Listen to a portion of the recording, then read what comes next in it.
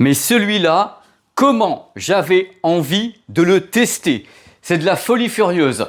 Bonjour, bienvenue sur ma chaîne YouTube PPWorld dans un studio où il fait à peu près 35 degrés. Ce qui est magnifique, c'est déjà un avant-goût de l'été pour le test du téléviseur Samsung S99H. Alors ce produit, je voulais vraiment le tester parce que d'abord quand j'étais à Las Vegas au mois de janvier, donc pour le CES, quand on me l'a présenté, j'ai rien compris. Je me suis dit mais c'est quoi exactement ce produit par rapport aux autres? Pourquoi vous l'avez fait comme ça? Bref, c'est un produit qui m'a immédiatement intrigué. Surtout que dans ma tête, je me suis dit ils vont quand même faire un sketch incroyable sur l'évolution du 95 qui était 95D, il y a le 95F et maintenant il y a le 95H, mais c'est pas celui-ci qu'ils ont mis en exergue. C'est le bestiau qui est derrière. Donc le S99H, suffisamment justement intéressant pour que je jette mon dévolu sur lui dans cette vidéo qui sera longue mais chapitrée. À chaque fois quand c'est comme ça, je chapitre, vous inquiétez pas, vous avez tout qui est listé. Alors voilà. Au menu, positionnement du produit, il est où dans la gamme et descriptif complet. Tout va être vraiment dit sur la dalle, le système anti-reflet, ce qu'il peut faire, ce qu'il peut pas faire. Je vais essayer de vous dire le maximum de choses pour qu'on comprenne bien à qui on a affaire avec le bestiau derrière là, qui me nargue depuis le début de la vidéo. Après, bien sûr, mes essais sur le terrain avec les films que je connais, les mires, le streaming que je connais, les Blu-ray, tout ce qui va bien. Je vais vous dire ce que j'en pense. Parce que celui-ci, un truc particulier par avance, c'est la version jour et la version nuit. Et pas la même chose, vous allez voir, on va bien se marrer. En parlant de rigoler, Sylvain va me rejoindre tout à l'heure pour parler bien sûr du produit et nous présenter ses mesures. Parce qu'il paraît que c'est une bête de compétition, moi je demande à ce qu'on voit, ce qu'on m'explique et autres pourquoi, est-ce que par hasard, on ne sait jamais ce qui se passe. Donc, et après les plus et les moins, une petite conclusion. Et je suis vraiment super heureux de vous retrouver. Et j'en profite pour vous remercier pour les audiences des dernières vidéos, notamment avec TCL, le test C6, les 15 meilleurs morceaux pour tester vos systèmes. Vraiment les audiences sont sublimes, je vous remercie infiniment. Je suis très humble devant ça, regardez comment je suis humble. Devant ça, je suis très heureux toujours de faire ces vidéos pour vous et avec vous parce que c'est collaboratif entre nous, on aime le matos, on aime la tech et c'est parti pour le test du S95H de Samsung, leur nouvelle bête de compétition, un produit très hybride.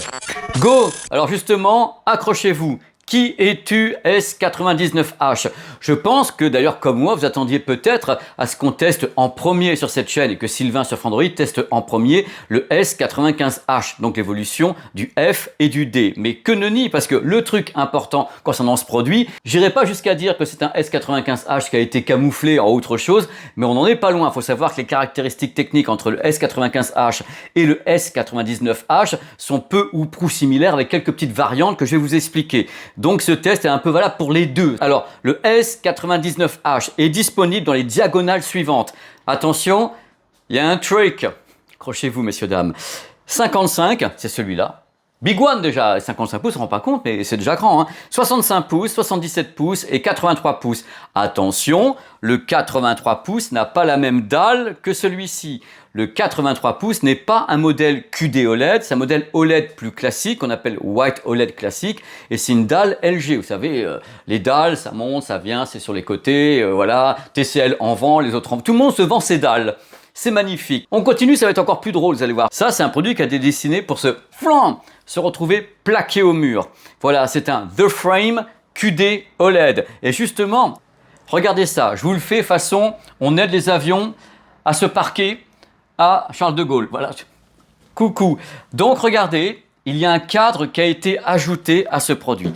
Et ce cadre, pour ceux qui connaissent la référence, c'est un petit peu le vase de Soissons. Pourquoi ?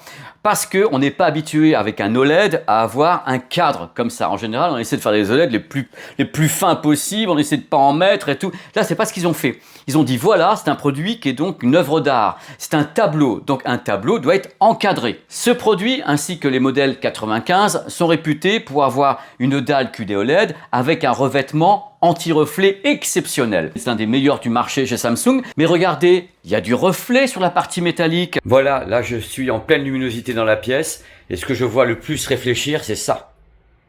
C'est pas la dalle, hein. C'est ça. Mais le rendu du noir est dingue quand même. Hein. Et là, c'est plein jour. Hein. C'est toujours assez étonnant. Ils ont encore fait des progrès de folie. Attention, le smartphone cherche des choses que je ne vois pas à l'œil nu, dans le noir. Mais par contre, ça, il voit bien. Hein. Coucou, toi. Donc cette partie-là n'a pas de reflet, ou très peu, parce qu'il y a toujours un petit quelque chose qui traîne, hein. Et cette partie-là donne les reflets de ce qui vient.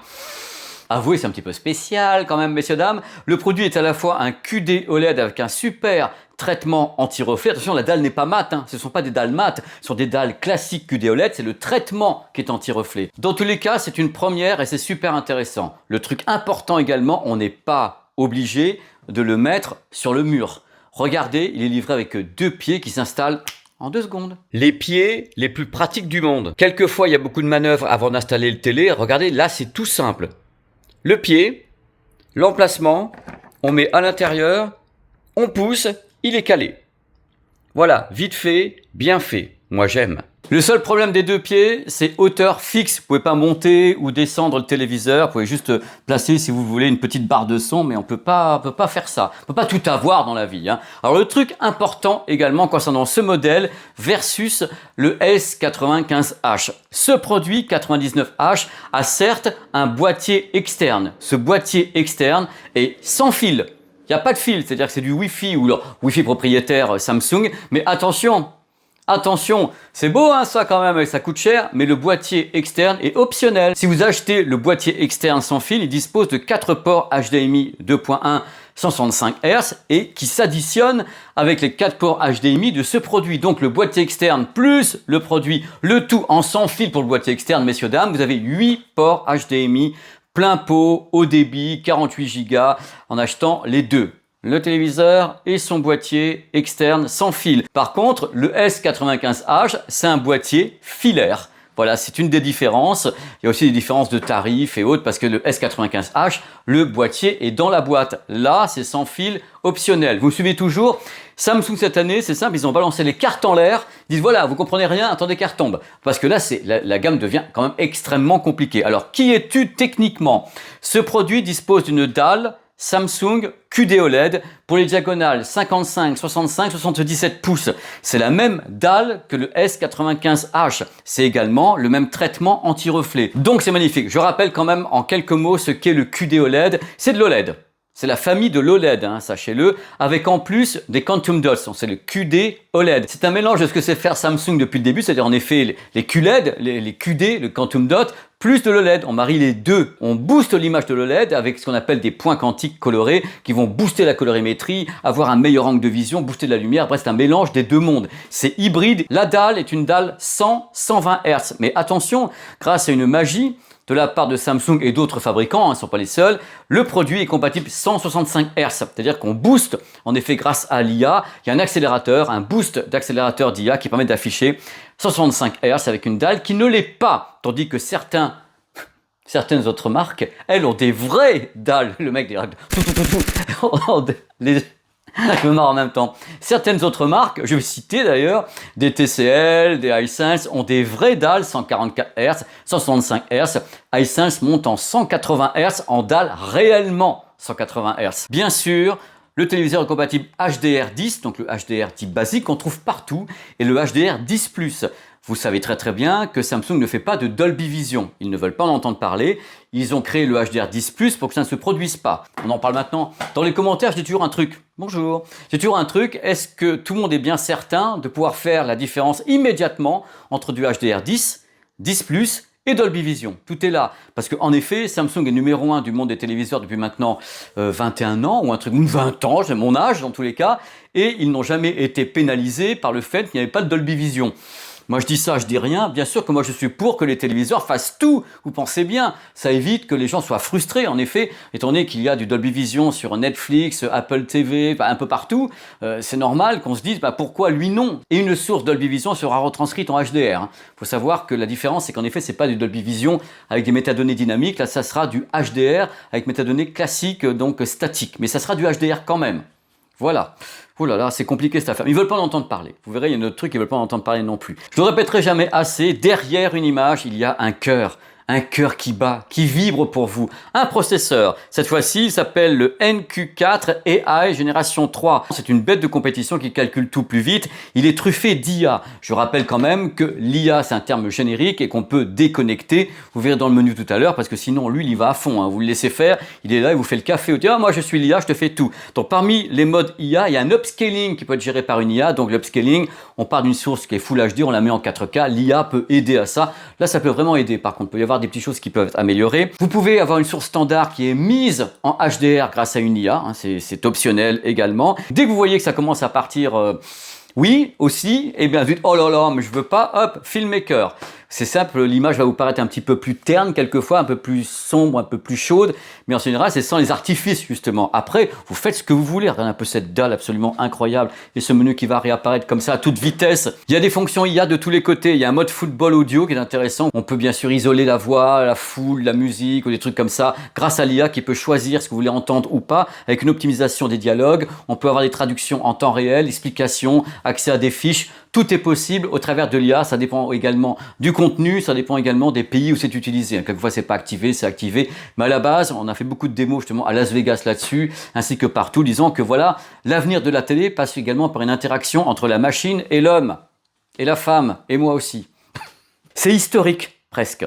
C'est la première fois, à ma connaissance, que Samsung ose mettre des galeries d'art sur son produit. C'est-à-dire qu'au début, sur les QD OLED ou OLED, on ne voulait pas donner accès à la galerie art. Pourquoi? Je pense, quelque part, qu'on avait peur du marquage ou des trucs comme ça. À ma connaissance, ce téléviseur est le premier dans le monde des QD OLED et OLED chez Samsung à intégrer Art Store, donc l'accès à des œuvres d'art, à des fonds. En effet, on a un cadre avec le traitement anti-reflet, le cadre qui permet d'avoir un tableau qu'on expose, et en plus, le mode galerie. C'est toute l'essence du produit. Donc ce produit marche sur la Lune. C'est la première fois qu'on fait ça chez Samsung et peut-être même ailleurs. À ma connaissance, tous les produits qui ont des œuvres d'art qu'on peut afficher à l'écran comme des cadres et autres sont des modèles LCD. On le fait pas trop ou pas beaucoup ou pas assez ou je ne sais pas avec les téléviseurs OLED. Mais là, il y a des modes anti-marquage très très puissants également sur le produit avec un décalage de pixels sur le côté. L'image est vraiment bougée de quelques pixels au point qu'il y a des espaces qui se créent ici justement pour caler l'image. Vaut mieux ça qu'un éventuel marquage. Vous voyez la connectique à l'écran, il y a 4 ports HDMI 2.1, 165 Hz, 2 ports USB-A, il y a également Ethernet en 100 mégas, c'est rare de trouver Ethernet avec du 1 giga et celui-ci non plus à ma connaissance. Il n'y a pas de prise casque parce qu'il y a un trick justement avec l'audio. L'audio est un très très gros morceau sur ce téléviseur, même s'il est petit comme ça, les haut-parleurs sont mis sur le côté, il y a de la place ici justement entre ça. Ça vous allez voir, je vais aller en exploration, j'adore ça. Je n'ai pas été très très sympa, je ne vous ai pas montré le téléviseur de profil, ça va vous permettre de comprendre comment il fonctionne réellement. Alors voici la bestiole de profil. Regardez, vous avez un cadre métallique. Comment il est beau, il est stylé ce cadre métallique. Derrière, c'est plat de chez plat parce que c'est normal, c'est fait pour être collé au mur si vous voulez. Ou autrement, des petits pieds comme ça qui tiennent vachement bien en plastique. On les clipse comme ça, c'est super bien fait. Et vous avez un trick. Le trick est ici. La dalle OLED qui est toute fine hein, n'est pas plaquée sur le morceau de métal. Il y a un espace entre les deux, donc c'est l'aération, une partie de l'électronique, il y a les haut-parleurs, tout est là. Le son, c'est 70 watts de puissance totale en 4.2.2. Donc il y a le système Dolby Atmos à bord, Dolby, Dolby Digital, Dolby Atmos. Évidemment, chez Samsung, il n'y a pas de DTS. Non, mais je ne connais pas du tout. Oh, non, ça va tirer les bêtes. Non, on ne connaît pas le DTS, même pas en pass-through. Ça ne peut pas passer à travers. Ils ne veulent pas entendre parler de DTS. Par contre, il y a plein d'autres trucs concernant l'audio. Le téléviseur est compatible Q-Symphony 2026. Ça veut dire quoi? Vous l'avez vu sur la chaîne 2 fois. Vous pouvez appairer une barre de son Samsung. Dans ce cas-là, elle arrive là. En Q-Symphony, vous pouvez avoir du Dolby Atmos en Wi-Fi et autres. Mais vous pouvez également travailler avec les enceintes studio, les nouvelles enceintes studio. Vous savez, les studios 5 et 7. Dans ce cas-là, qu'est-ce qui se passe? Le téléviseur ici présent peut être associé à 5 éléments Q-Symphony. Barre de son, par exemple, ainsi que 4 enceintes studio. Ou bien barre de son et 2 enceintes studio, ou bien uniquement 2 enceintes studio, ou bien ce que vous voulez, c'est un puzzle, maximum 5 flux. Donc dans ce cas-là, c'est génial parce que le téléviseur devient un donneur d'ordre, c'est tout simplement le Dolby Atmos Flex Connect de Samsung. Vous avez les vidéos sur la chaîne qui expliquent comment ça fonctionne. Je trouve ça assez dingue. Parce qu'en effet, ça permet aux gens d'acheter un téléviseur, dire bah il y a du son quand même, on verra tout à l'heure, il y a du son, rajouter une barre de son à volonté. Samsung avec Samsung, rajouter les enceintes à volonté, donc 2 studios ou bien 4 studios, et avoir comme ça un système vachement performant et qui coûte un peu cher quand même, hein, quelque part. Je pense qu'il y aura des packages. Autre truc que j'aime beaucoup et auquel j'accorde beaucoup d'importance, croyez-moi, dans l'avenir j'aurai peut-être raison, l'Auracast. En effet, le téléviseur peut travailler avec tous les systèmes Auracast, une enceinte ou bien des casques, et transmettre depuis un point d'émission, donc lui, vers plusieurs produits. Et le téléviseur devient comme un émetteur radio qui peut en plus choisir de la qualité. Il faut bien sûr un mot de passe pour entrer sur tout ça. Une fois que le mot de passe est entré, donc il y a une communication entre le téléviseur et les produits Auracast. Et c'est nickel, le téléviseur envoie le signal à plusieurs produits en même temps. Hop, ça rigole pas chez Samsung côté gaming. Ils ont tout à bord, hein. VRR, LLM, maximum 165 Hz avec un boost par l'IA, on a une excellente barre de réglage, ils auront accès à des tas de fonctions, une mini-map et autres. Ils travaillent très très bien le gaming depuis longtemps et on verra avec Sylvain ce qu'il en est de la latence. En général, elle est super faible, en dessous de 10 millisecondes. Et si vous prenez le boîtier externe, vous rajoutez 4 ports HDMI, donc 8 en plus. Si vous avez tout plein de consoles et tout, il n'y aura pas de problème pour tout connecter au téléviseur qui devient un véritable hub. C'est le but de la manœuvre, c'est le Samsung Gaming Hub. Voilà, tout est là et on peut s'amuser, n'empêche, on peut s'amuser avec ce produit. Hop, ma petite rubrique en vrac, j'aime bien, je mets des choses à l'intérieur comme ça, des petites infos. Bluetooth, protocole 5.3, donc il est multipoint, 2 produits en même temps. Wi-Fi 6E, AirPlay, SmartThings, c'est tout l'écosystème domotique, des réglages et autres pour chez vous avec SmartThings, compatible avec Philips Hue. Je crois que c'est une des seules marques qui a un deal avec Philips Hue à vérifier, mais a priori il n'y a pas à payer pour une application, c'est intégré à SmartThings. Il est multivue avec 2 écrans, il y a Bixby à bord, ainsi que Alexa. Il y a un mode bien sûr de protection de pixels qu'on va actuellement activer à l'écran qui permet de bouger en effet l'image de façon à peu près invisible. L'OLED restant de l'OLED. La télécommande toujours la même, recharge par USB ou bien solaire. Elle peut donc être laissée très longtemps sans recharge. C'est vrai que je gueule tout le temps dans les vidéos, je suis connu pour ça, mais en même temps, on paye des produits une blinde, on a des trucs super esthétiques. Regardez cette merveille d'esthétisme avec un cadre, c'est The Frame du QD-OLED. On va une télécommande qui est comme ça, qui ressemble à rien, c'est un morceau de plastique. Non, quoi, faites un petit effort et rétro-éclairé quand même. Et dans le noir complet, on voit pas les touches. C'est sympa quand même, hein. Tu es là, tu cherches, qu'est-ce qui se passe et je sais pas. Ou alors je vais pas trouver le rétroéclairage, mais il y en a pas. Pour faire fonctionner tout ça, il y a un super menu à l'écran, extrêmement complet et complexe. Mais dès que quelque chose est complexe, il y a un petit texte d'accompagnement en français qui vous dit « Attention, tu vas appuyer, il va se passer ça, fais gaffe, ou bien appuie pas, ou appuie, on va bien voir. » Et surtout les modes IA qu'il faut connecter ou déconnecter. Faites des essais à chaque fois, ça vous plaît pas, hop, retour Filmmaker.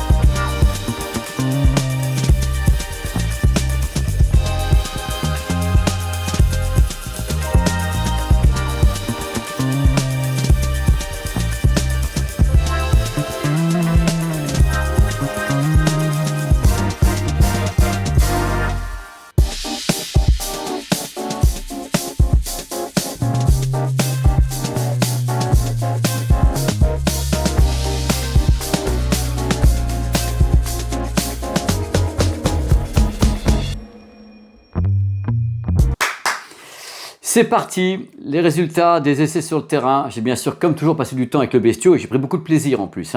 Mais je pense que dans ces résultats, il faut séparer les choses, vraiment en 2 parties.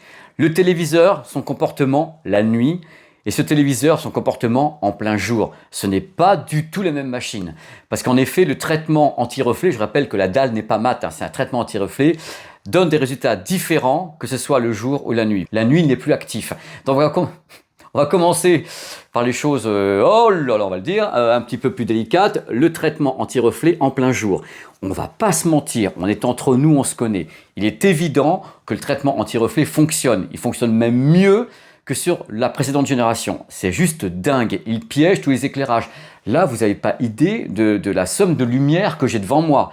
Il y en a de tous les côtés, parce qu'il y a des éclairages ici, il y en a sur le côté. Là, ça me tape sur la tête. Vous avez vu? Bah, ils sont fous.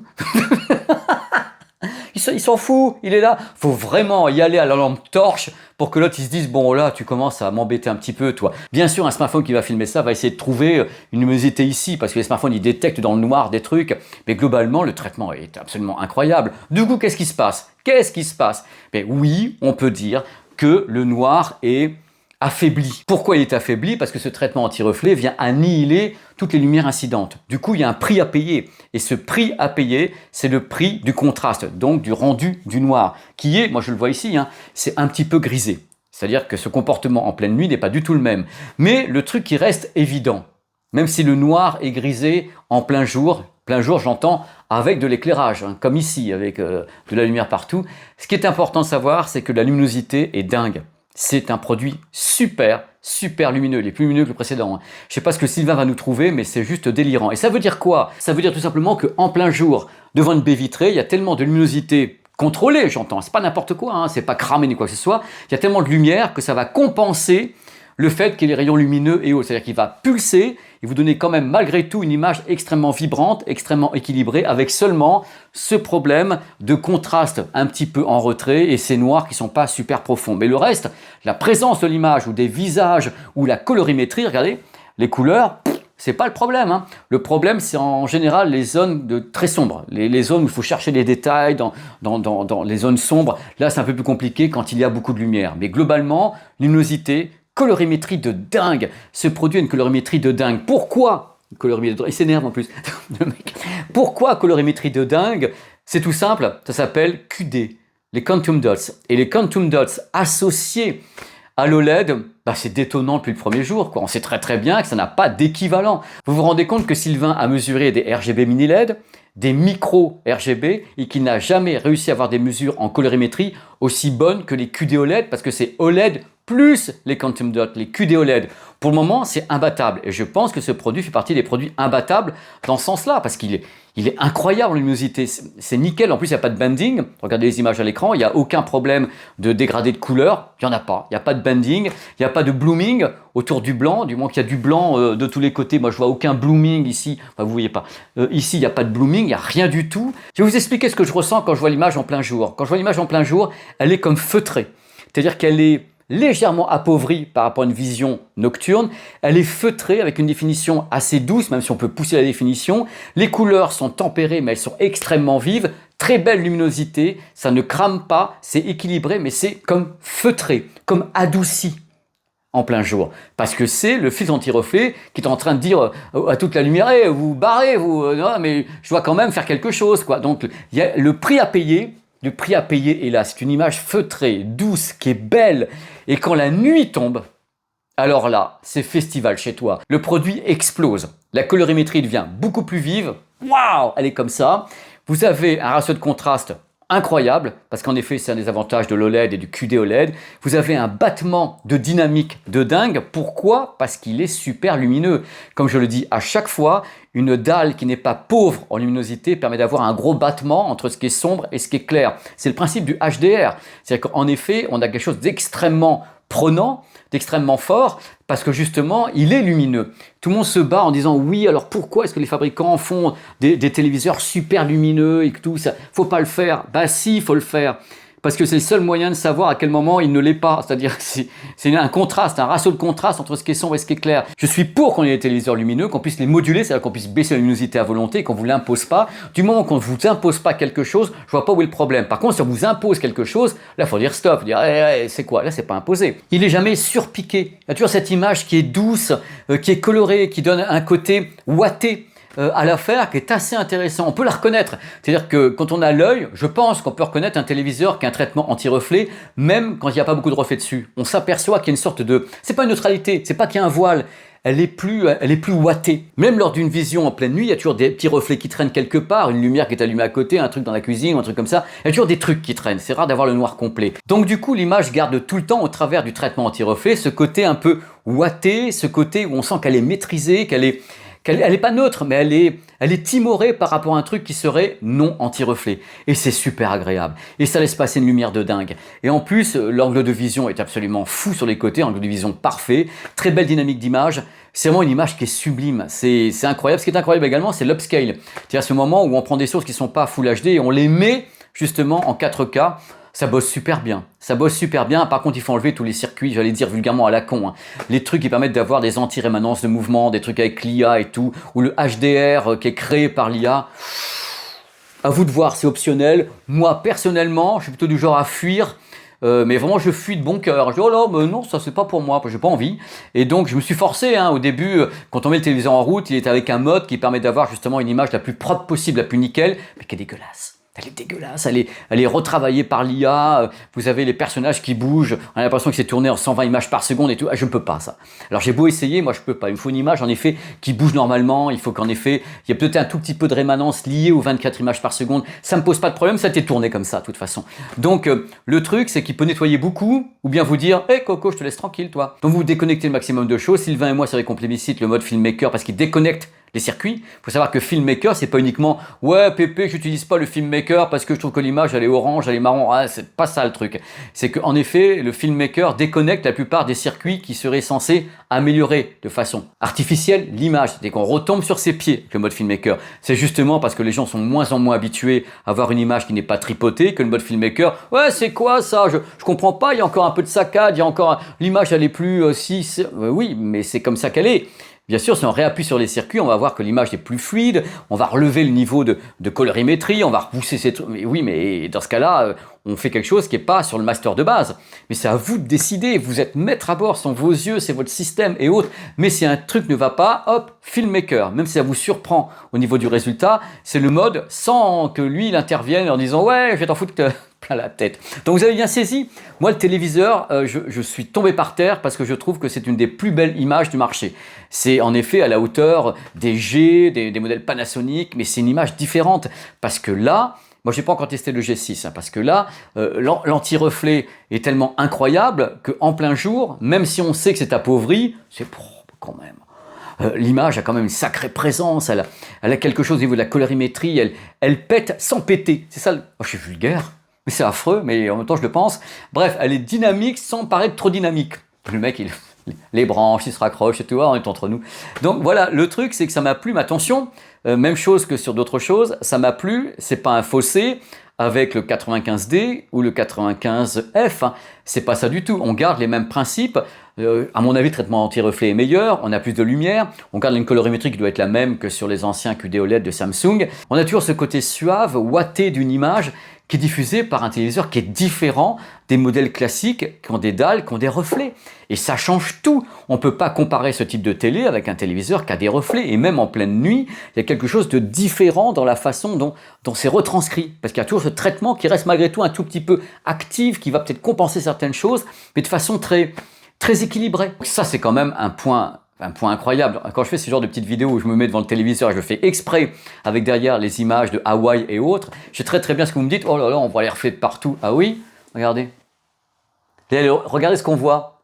On voit le reflet du cadre alu. Mais le téléviseur en lui-même, il s'en fout. Et c'est pour ça que je continue à penser que le cadre alu est quelque part un piège. C'est un piège parce que lui, il reflète. Pas la télé. Mais c'est là où, depuis le début, avec ce téléviseur, j'ai un problème. Parce que si je paye pour ne pas avoir de reflet, si je paye pour avoir une image qui ressemblerait à un cadre, j'ai pas envie que la lumière de ma pièce se voie là. J'ai pas envie de ça. Donc c'est personnel, ça n'engage que moi, et je suis en paix avec ça. Dans tous les cas, c'est une très belle image, parce que Sylvain a dû trouver des performances de dingue, mais c'est vraiment le QD OLED sublimé. Ce mélange hybride entre The Frame, pourquoi je le dis comme ça? Ça me fait rire. The Frame et le QD OLED.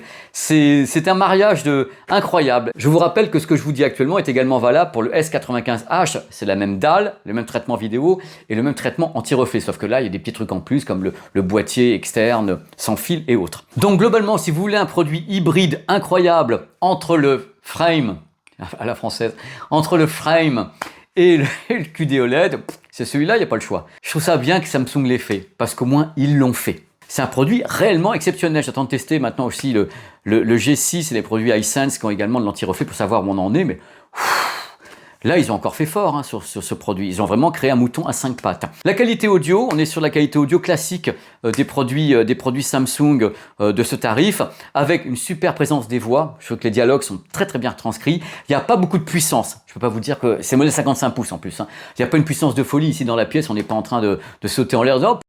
Je dis gros mots. On reste sur une puissance que je trouve modérée pour une pièce de 25 à 30 mètres carrés. Belle présence des voix, des dialogues. Il y a beaucoup de circuits avec l'IA qui va être d'améliorer les dialogues. Il y a des modes de suivi d'objets également pour faire suivre le Dolby Atmos. Les effets Dolby Atmos, on ne peut pas dire que ça croule. Il y a des petites spatialisations. Il y a des petits trucs qui chatouillent comme ça, mais c'est pas un grand Dolby Atmos. On n'a pas des cheminées comme chez Panasonic ou Technics avec des trucs. On n'a pas les Philips avec les Bowers & Wilkins. On n'a pas Bang & Olufsen qui est derrière pour balancer des gros trucs chez TCL. Ça reste une retranscription tout à fait correcte pour une pièce de 25-30 mètres carrés. Au-dessus de cette dimension-là, il faudra quand même pousser un peu plus et ajouter une barre de son. Je vous conseille la barre de son parce qu'en plus, il y a Q-Symphony dessus, une barre de son Samsung, donc Harman. Si vous pouvez 2 enceintes studio en plus et pourquoi pas 4 et créer votre système comme ça, puzzle Q-Symphony à la Dolby Atmos Flex Connect. Moi, je suis pour ça. C'est vrai que cette gamme-là le permet et on peut connecter 5 produits en Q-Symphony et faire en sorte qu'on ait un vrai système Dolby Atmos avant, arrière, barre de son et tout le tremblement. Ça coûte une blinde, mais bon sang, cette possibilité, elle est dingue quand on y pense. Ce que je voulais dire en plus, c'est que le rendu du grave est faible. Je trouve que le rendu du grave est très très faible et la dynamique est limitée par la puissance totale. Il dit 70 watts. Par grand vent, peut-être en Normandie, chez moi, mais 70 watts, je pense pas, parce que j'ai tout foutu à fond comme un gros malade sur Conjuring 3, et Dieu sait que cette piste son, elle est catastrophique pour les enceintes qui tiennent pas, et j'ai pas sauté en l'air, donc c'est resté très limité. Il n'y a pas assez de puissance pour que ça puisse péter de partout. Vous avez vu la taille du produit, on peut pas balancer comme ça 70 watts, le produit fait ça d'épaisseur, et c'est du délire, on peut pas faire plus. Donc je vous conseille une petite barre de son Q-Symphony, ça va vous soutenir les dialogues, ça va soutenir le grave surtout, qui manque sur le produit. N'hésitez pas, le produit coûte cher, mettez un peu de fric de côté et mettez-lui une barre de son derrière. Voilà, c'était ma petite partie du gars qui a passé quelques jours avec le produit et qui a adoré ça. En plus, je vous dis, franchement, on s'est fait une razzia de films avec. On va aller voir Sylvain pour savoir si par hasard il aurait le même avis que moi ou s'il va me dire bon Pépé, il faut peut-être prendre ta retraite. Oh mais il est méchant, allez, envoyez le Sylvain. Ouh, il fait un peu frisqué dans cet endroit quand même. Tout à fait. Hein, ça va Sylvain? Ça va et toi? Je suis en pleine forme, Super. comme toujours. Hello à la commu. Salut tout le monde. C'est incroyable, on est là parce qu'il y a encore beaucoup de téléviseurs, ça n'a pas arrêté, et notamment des modèles stars, phares. On a parlé des C, toi tu as testé le G également sur Frandroid, et il y a quand même Samsung qui a présenté une gamme de délire. De délire. De délire avec carrément plusieurs modèles, dont le 99. Le 99, effectivement, alors tu as parlé de la dalle, qui est la même que la 95. H cette année, on passe en H. Ouais. Donc du QD OLED. On attaque avec les mesures tout de suite avant de perdre du temps, trop de temps ou pas? Le QD OLED, selon Samsung, avec en effet une dalle qui est particulière, qui est encadrée cette fois-ci d'une façon différente, parce que c'est un modèle un peu luxe. C'est un vrai tableau en fait. C'est un tableau. Alors après, le design, moi j'adore. Personnellement, moi j'adore. Je sais pas ce que vous en avez dit, monsieur Pépé, mais personnellement, moi j'adore. Ça va tirer les bêtes. Quand je lis les bêtes, non, pas du tout. Au contraire, moi je trouve que c'est génial. Il est classe. Il est clivant. Enfin, soit on aime, soit on n'aime pas, quoi. C'est une sorte de frame. De toute façon, ce produit est présenté comme une sorte de frame QD OLED. Il est fait pour être accroché au mur. Ouais. Et il est livré avec des pieds. Ouais. Moi, j'ai trouvé que c'était presque une injustice que de l'installer sur les pieds, en fait. On verra les commentaires là-dessus, parce que c'est vrai que le produit, à la base, même à Las Vegas, on l'a vu contre le mur. On l'a vu plaqué. Il était plaqué avec le cadre derrière. Il est fait pour ça. Il est véritablement fait pour ça. C'est le but. Quand on revient là-dessus, la dalle présente sur le produit est la même que le 95. Tout à fait. Donc quand on teste celui-ci, est-ce qu'on teste le 95 en même temps? On peut dire ça, complètement. Et ce design qui a choqué un petit peu Las Vegas, mais qui qui crée quelque chose, une vraie rupture. Complètement. Et moi, quand j'ai eu la chance de le voir pour la première fois, sincèrement, j'ai adoré. J'ai adoré. D'autres personnes ont dit non, c'est moche, etc. Est-ce qu'on peut changer le cadre? Est-ce qu'on peut l'enlever, etc. J'ai ça dans les commentaires. J'ai ça dans les commentaires de la vidéo, la commu. Hein. C'est une question tout à fait légitime. Parce qu'ils prennent l'autre. On y va, Sylvain, parce que là, je suis super impatient et je ne connais pas les résultats. Alors, vous connaissez pas les résultats? Non, je ne connais pas. On attaque avec le fameux pic de luminosité. Et ce pic de luminosité a été mesuré à 2886 candélabres par mètre carré. C'est le record du monde pour un téléviseur OLED, s'il vous plaît. Donc, si je vous écoute, même le G6 n'a pas atteint ça. Alors, le G6, on verra peut-être après. Plus tard, mais il l'a pas atteint. Non, il l'a pas atteint. Donc, on a un record du monde avec Samsung qui balance la luminosité de l'espace. Donc, là, on titille des trucs. Encore une fois, même le mini LED n'y arrive pas quelquefois, quoi, je veux dire. Alors, certains mini LED. De Hisense et autres. Voilà, effectivement, sur du mini LED, le Hisense, la série U8Q, on était à 3486. C'est un record. Hein. Candélabres par mètre carré, forcément, c'était un record. Le TCL, le C8K, on était à 3274 candélabres par mètre carré. Et donc, avec ce OLED, on est à 2886 candélabres par mètre carré. L'exploit, c'est que ce soit un OLED.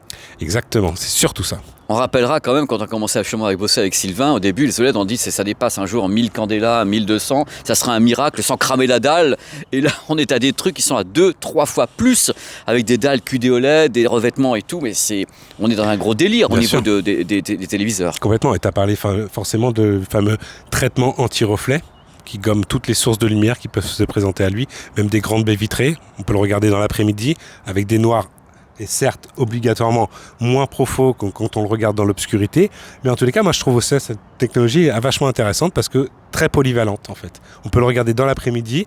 On n'a pas un miroir en face de soi par rapport à un G ou un C de chez LG qui est plus compliqué. C'est plus compliqué. En tous les cas, dans l'après-midi. Voilà, et des gens diront que ça appauvrit l'image, qu'il y a un côté un peu grisé quelquefois. Oui, dans une pièce éclairée. La nuit, c'est la même chose. Exactement. Ça ne bouge pas. La nuit, c'est de l'OLED normal. C'est quand on fait agir ce traitement. C'est pas la dalle qui est mat. Il y a un traitement dessus. Non, parce qu'en fait, il y a un fameux youtubeur américain qui a quand même réussi à enlever le film qui était dessus. Alors attention, après, je sais pas s'il a rendu le téléviseur ou s'il lui-même l'a acheté. Mais en tous les cas, après la garantie, c'est sûr qu'elle saute. Il n'y a pas de souci là-dessus. Entre ça et essayer d'enlever les trucs sur les folds de Samsung, on leur aura tout fait à Samsung. Ah oui, c'est le but, c'est de tester ces petits produits technologiques. On continue donc avec les fameuses mesures. En mode SDR, le mode filmmaker qui est le meilleur pour respecter les intentions des réalisateurs. On a un delta E à 1,81, donc c'est excellent. Inférieur à 3 toujours, seuil en dessous duquel l'œil humain n'arrive pas à faire la différence entre la couleur affichée et la couleur demandée. Toujours en mode filmmaker, la température moyenne des couleurs a été mesurée à 6458 Kelvin. Parfait. Donc c'est excellent, effectivement. Vous pouvez voir la courbe. Alors c'est une référence, clairement. C'est la Nible des Vosges. Voilà, exactement. La valeur idéale, c'est 6500 Kelvin. Voilà. Incroyable.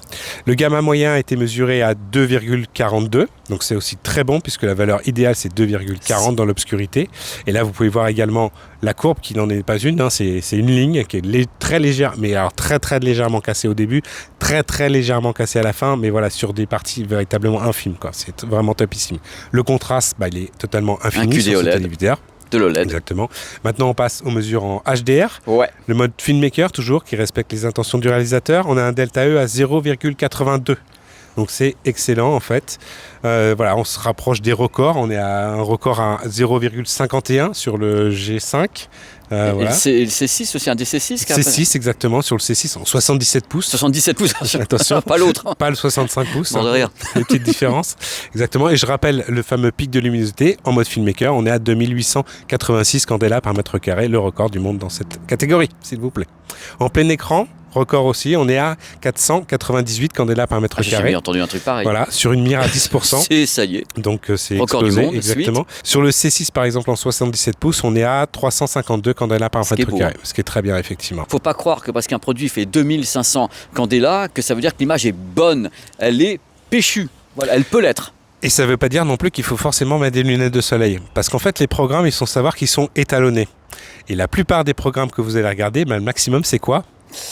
On est aux alentours de 1000. Hein. Oui, alors, ça dépend. Même les Blu-ray, il y en a qui peuvent pousser un peu plus loin. Oui, mais la télé, en télé oui. Ouais, en télévision, effectivement, on est autour de 1000 et encore, c'est pas mal 1000 quand on est sur un programme HDR. Ouais. Mais voilà, il y a certains Blu-ray effectivement qui montent jusqu'à 4000. Donc là, c'est intéressant d'avoir un téléviseur qui peut vraiment cracher tout ce qu'il a en candela par mètre carré. Mais sinon, voilà, tout d'un coup, vous n'allez pas vous retrouver avec une luminosité fabuleuse et devoir mettre des lunettes de soleil en vous disant oh là là, celui-là, il est beaucoup trop lumineux pour ce qu'il est, parce que finalement, les programmes en fait ne vont pas exploiter en fait toute cette luminosité. Sauf certains Blu-ray, et il y a un truc important, il y a une touche luminosité aussi. Faut pas croire que le téléviseur vous impose ça. Il ne va pas vous l'imposer, ça dépendra du programme, et si c'est trop lumineux, hop, vous baissez. Ce qui est important, c'est d'avoir une réserve de puissance. Pour les gens devant une baie vitrée, ou même si on était là, on peut le regarder, because, plein jour. Avant, l'OLED, on était là, oui, il y a quelqu'un. Voilà, c'est là le truc. Il fallait mettre l'obscurité absolument totale dans la salle. Comme une projection. Exactement. On continue avec les mesures, puisque ce téléviseur a un mode cinéma. J'ai pu mesurer un delta E à 1,49, donc c'est excellent, largement inférieur au-dessus du seuil de 3. Le pic de luminosité a été mesuré à 2896 candela par mètre carré dans ce mode cinéma. On passe maintenant à la couverture des espaces colorimétriques. Le REC 709 a été mesuré à 99,90%. C'est juste parfait. Le DCI-P3, on est à 99,98%. 100. Voilà. Et le BT 2020, le fameux, on est à 87,93%. Donc c'est vraiment excellent aussi. C'est finalement les meilleures couvertures des espaces colorimétriques qu'on puisse obtenir pour un téléviseur. J'allais dire OLED, mais en fait, elle s'est décompris également. Vous n'êtes pas en train de nous dire que votre téléviseur s'est pris un 10 sur 10 sur Frandroid par hasard, non? Ah bah si, c'est largement mérité. C'est une indication de ce que peut faire ce produit. Tout à fait. Vous êtes prêts pour les 50 ans à venir. 6,5 prochaines années. 50 ans à venir. Pas plus. On passe maintenant à la partie gaming. Avec plaisir. T'en as parlé, c'est intéressant. Voilà, les prises HDMI, évidemment, les technologies. DAL 120 Hz. DAL 120 Hz, exactement. Le fameux input lag, retard à l'affichage, en fait. On est à 9,7 millisecondes. Donc c'est excellent. Je rappelle le record. C'est Panasonic avec la fameuse série Z95A ou Z95B où on était à 8,9 millisecondes, mais je vous mets au défi véritablement de voir la différence. Personne ne peut attaquer un chiffre pareil pour le moment. Ce qui est intéressant aussi, c'est qu'en fait, quand on active le mode jeu original, attention, parce que ce téléviseur, comme chez Samsung, tous les téléviseurs ont plusieurs modes jeu, en fait, original, standard, FPS, RTS et compagnie. Sur le mode jeu original, on obtient un delta E à 0,93. Donc c'est vraiment excellent pour la fidélité des couleurs et un pic de luminosité de 2846 candela par mètre carré. Donc là, voilà, c'est 10 sur 10, messieurs, dames. En mode jeu standard, par contre, maintenant, on obtient un delta E à 8,36. Donc 0 sur 10, messieurs, dames. Non, ça dépend si on aime les couleurs saturées. Oh là, voilà, c'est pas pour saturé un jeu, à ce niveau-là. Tous les jeux qui vont être un peu qui vont ressortir flashy, typiquement. Moi, je déteste pas en gaming. Non, mais après, moi, j'aime bien que ça soit flashy. Utilisera le mode qu'il veut. J'adore ça. Ça, c'est intéressant de proposer plusieurs modes, finalement. Est-ce qu'on veut la fidélité des couleurs? Voilà, ça se prête à un certain type de jeu. Je pourrais pas tous les citer parce que j'en connais. Un Mario avec plein de couleurs flashy, ça me va. Ouais, tout à fait. J'adore. Voilà, un Mario, et on pourra le mettre mode jeu standard. Et là, c'est très bien, pas de souci. Et sur le pic de luminosité, on est autour aussi de 2800 candela par mètre carré, donc c'est encore excellent. Voilà. C'est fini? C'est quasiment terminé. On passe sur la consommation maintenant. Ouais. Alors, une consommation moyenne en SDR que j'ai pu mesurer à 50 watts, en fait. Toujours consommation moyenne, toujours sur les mêmes contenus pendant 4 heures avec du son, etc. Le 55 pouces. Pour le 55 pouces, 50 watts. Donc, c'est très bon aussi.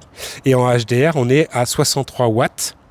Donc c'est aussi très bon, sachant qu'on est à un pic de luminosité qui peut aller monter jusqu'à 2800 et des bananes. Ça fonctionne. Donc c'est ton 10 sur 10. C'est mon 10 sur 10, ouais, tout à fait. Et ben voilà, c'est dit, c'est fait. C'est super de t'avoir eu dans ce test-là, parce que franchement, on a pu parler d'un produit qui est quand même exceptionnel, mais si je me rappelle bien, l'année dernière, on avait dit que c'était une sorte de record du monde aussi. Le précédent, c'est une sorte de record du monde dans le monde du QD OLED et de l'OLED. À chaque fois, il pousse de tous les côtés. Et de l'autre côté, tu as LG qui est là, qui bastonne aussi.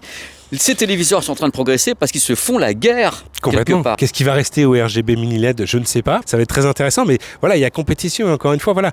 Ce qui est intéressant sur le RGB mini LED, ok, il monte très très haut sur le BT 2020, mais comme on le disait tout à l'heure, c'est pas totalement exploité. Donc après, Quel intérêt? Oui, ok, on monte encore, mais finalement, si c'est pas exploité, si on n'a pas les contenus qui vont avec... C'est valable pour ce que tu viens de faire, c'est valable pour ce téléviseur-là aussi, c'est valable pour tous les téléviseurs. Mais dans tous les cas, c'était un régal qu'on puisse en parler, on en parle longtemps, parce que là, c'est des séquences qui font 15-20 minutes, parce qu'on sait bien, on peut commenter l'actualité, et je sais que vous êtes demandeur de ça, parce qu'en même temps, vu ce qui se passe, c'est panique à bord, entre les dalles, les machins, les trucs, les performances, 10 sur 10, champion du monde. Tous les ans, on est là, on dit, mais... vivement l'année prochaine, ou pas? Vivement l'année prochaine, tout à fait. Et laissez vos commentaires, surtout qu'on puisse y répondre et continuer à alimenter la machine. Se marrer tous ensemble, parce qu'il y a de quoi se marrer. Merci Sylvain. Merci Pépé. À toutes. Ciao, bonne chance. Les petites caresses, c'est Mimi. Le plus, c'est vraiment un design osé qui est une première dans le monde de l'OLED et du QD OLED. C'est donc un The Frame QD OLED. Ça n'avait jamais été fait. Donc ça, je salue. On aime ou on n'aime pas, mais je salue l'effort. Une des meilleures images standard et HDR du marché. C'est clair, le mot exact c'est bluffant. C'est vraiment une image qui est très très belle la nuit et qui en plein jour donne un côté feutré, un petit peu différent, mais on reste quand même bouche bée. La plupart du temps c'est quand même quoi. Une colorimétrie absolument incroyable, un des plus beaux HDR de la profession. Ça a été noté par Sylvain dans les mesures un peu partout. Franchement, le HDR est incroyable. C'est pétillant, c'est vraiment une image qui est marquante. On se la prend, on dit waouh! Une luminosité absolument incroyable. C'est dingue, c'est extrêmement vif, extrêmement lumineux. Ça veut dire quoi sur le terrain? Ça veut pas dire qu'il faut mettre des lunettes de soleil. Ça veut dire que notamment, quand dans la luminosité, il y a des scènes sombres, il y a un gros écart entre ce qui est lumineux et sombre. Ça fait qu'on a un ratio de contraste délirant. Ça pousse en fin de compte des deux côtés visuellement, c'est vraiment impressionnant. Le traitement anti-reflet est dingue.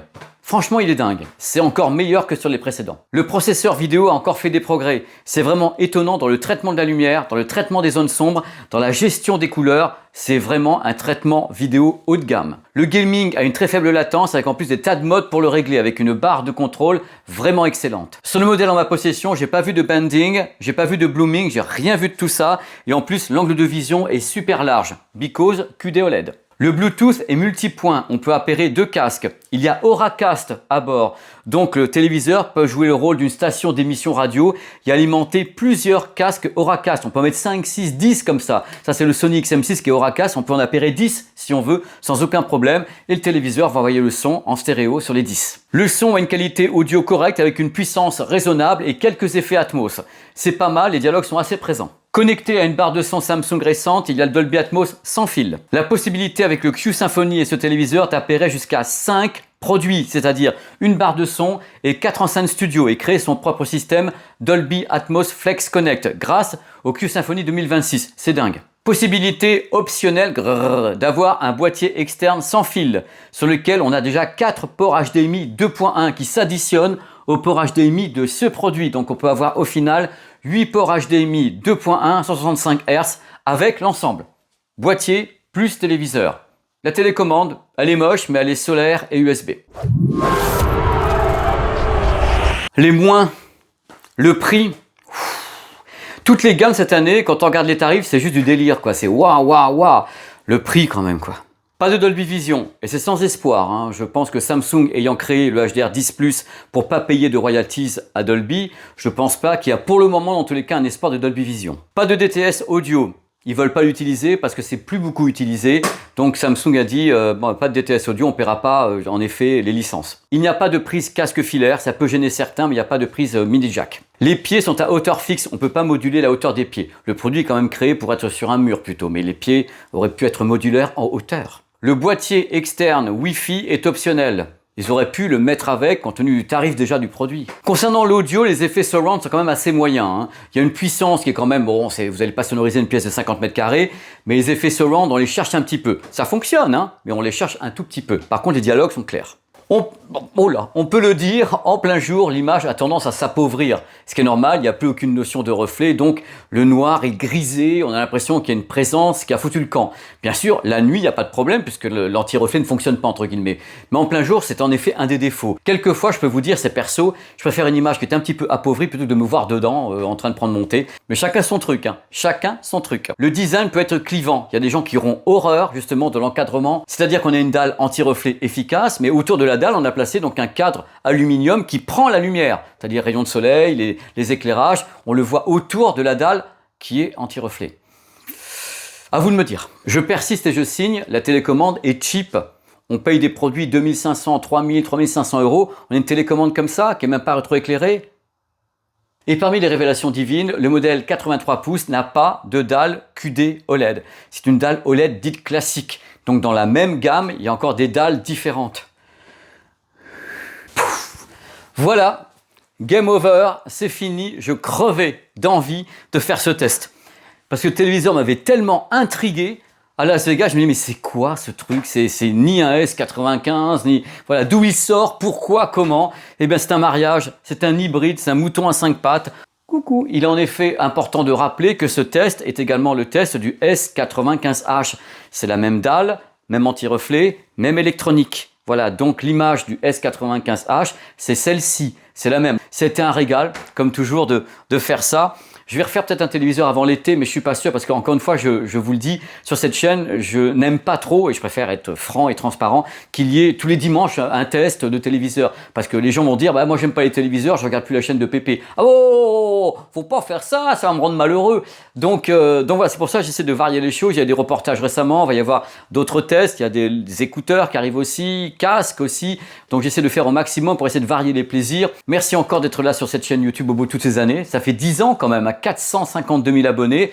Moi, j'y crois pas. Je sais pas d'où ça vient. Vous êtes là, oh là là, ils sont là les loulous. À très très vite sur ma chaîne YouTube PP World pour d'autres vibrations tech et vlog voyage qui vont arriver. L'été arrive, les vlogs voyage vont arriver. Les trucs qui ont été tournés il y a un an quand même, qui n'ont pas été montés parce que je sais qu'il faut que je trouve 3 jours pour monter certains vlogs comme Hong Kong, Chongqing, Chengdu. J'ai des trucs qui ont été tournés un peu partout dans le monde. Il faut que je trouve beaucoup de temps pour les monter parce que les vlogs voyage c'est très très long à monter. Il y a des scènes de tous les côtés, il faut que je rassemble et tout. Donc, mais ça va être impressionnant. Les Américains diraient amazing façon Apple. Ok, allez. Tu vois une connerie à sortir. Oh là là, j'ai rien dit. Allez, des gros bisous. À très très vite. Je vous laisse avec le bestiau de l'Ouest là. Le roi du cadre, l'hybride entre The Frame et un S95. Fallait oser, hein. Ils l'ont fait.